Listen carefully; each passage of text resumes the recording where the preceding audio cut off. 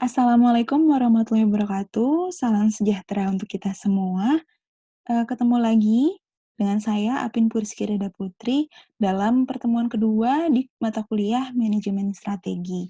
Dalam pertemuan kali ini, langsung saja kita akan membahas mengenai sedikit teori tentang manajemen strategi, kemudian dilanjutkan dengan Ya, dilanjutkan dengan model manajemen strategis, pengamatan lingkungan, formulasi strategi, implementasi strategi, dan evaluasi serta pengendalian. Ya, kita akan bagi agenda hari ini menjadi beberapa bagian. Kita akan bahas masing-masing 2 agenda. Oke, untuk video pertama kita akan membahas mengenai teori manajemen strategi dan model manajemen strategis. Oke. Nah, teman-teman, definisi manajemen strategis itu sendiri adalah sebagai berikut. Eee, Hal-hal yang dirumuskan dan akan dilaksanakan perusahaan untuk mencapai target atau kinerja perusahaan dalam jangka panjang, itu adalah definisi dari strategi. Kemudian apa itu manajemen strategis? Manajemen strategis adalah serangkaian keputusan dan tindakan manajerial yang menentukan kinerja perusahaan dalam jangka panjang, ya.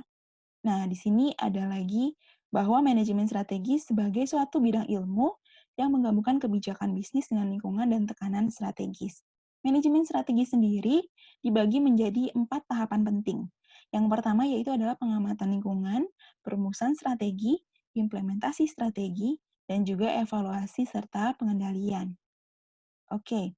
Nah, berdasarkan Gluck, Kaufman, and Wolek, manajemen strategis dalam perusahaan akan berkembang melalui 4 tahap yang berurutan. Tahapan pertama adalah bagaimana suatu perusahaan melakukan pemenuhan anggaran, ya. Jadi strategi dibuat berdasarkan perencanaan keuangan dasar.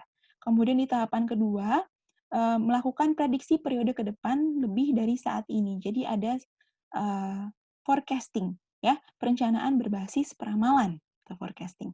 Kemudian tahapan ketiga, bagaimana perusahaan membuat perencanaan strategi yang berorientasi pada eee, perencanaan strategis yang dari luar, eksternal ya. Jadi bagaimana perusahaan bisa merespon terhadap persaingan dan pasar. Apa sih yang diinginkan oleh pasar gitu. Itu yang mendasari sebuah strategi yang dibuat oleh perusahaan. Sedangkan di tahapan keempat adalah bagaimana mengelola sumber daya untuk keunggulan kompetitif. Di sini baru adalah manajemen strategis yang paling terkini ya.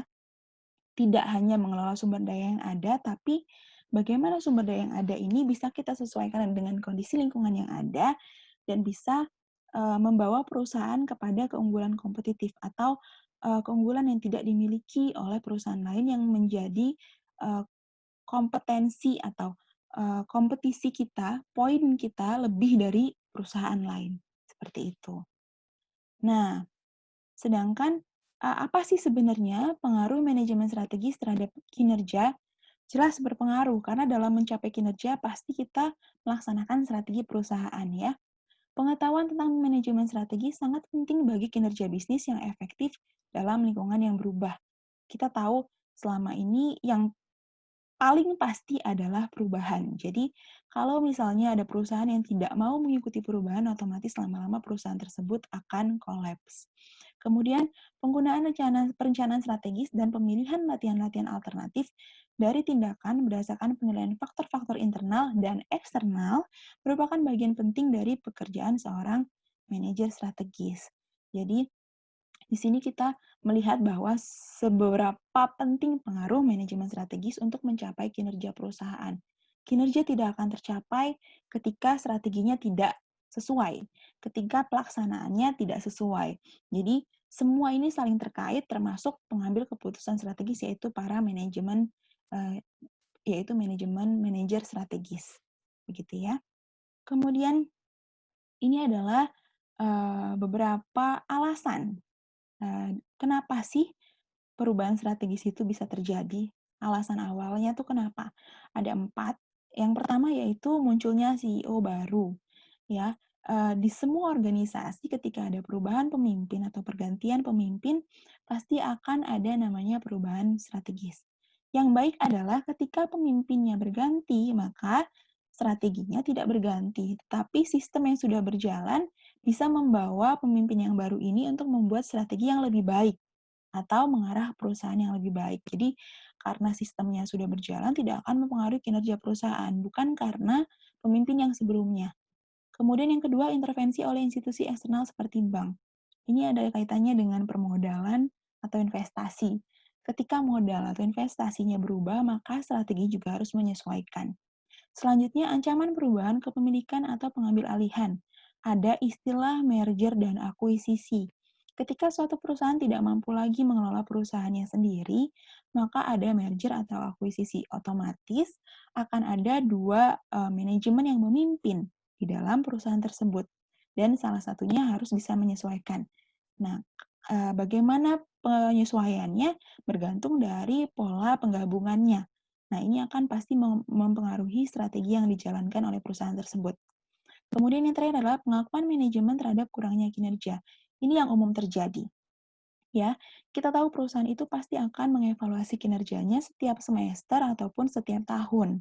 Nah, dalam setiap evaluasi kita pasti akan melihat apakah kinerja kita ini sudah mencapai targetnya atau belum. Ketika belum, kita harus mengetahui bagaimana sih yang harus diperbaiki supaya targetnya berikutnya akan tercapai, gitu ya. Kita lihat apakah pada saat membuat strategi atau pada saat pelaksanaan atau seperti apa. Nah, ini adalah 4 alasan kenapa strategi itu berubah. Selanjutnya, kita akan membahas sedikit mengenai model manajemen strategis. Nah, ini adalah model manajemen strategis menurut Whelan and Hanger ya. Jadi ada empat tahapan pokok dalam model manajemen strategis. Yang pertama yaitu environmental scanning atau analisa lingkungan. Yang kedua strategi formulasi atau bagaimana menyusun strategi. Yang ketiga implementasi strategi, bagaimana melaksanakan strategi. Dan yang terakhir evaluasi dan kontrol. Baru kita masuk kepada feedback ya. Nah, di dalam environmental scanning atau analisa lingkungan ini ada dua, ada lingkungan eksternal dan juga ada lingkungan internal. Ini akan kita bahas pada video berikutnya. Kemudian ada formulasi strategi, bagaimana perusahaan menyusun misi, objektif atau tujuan, strategi, policies atau kebijakan.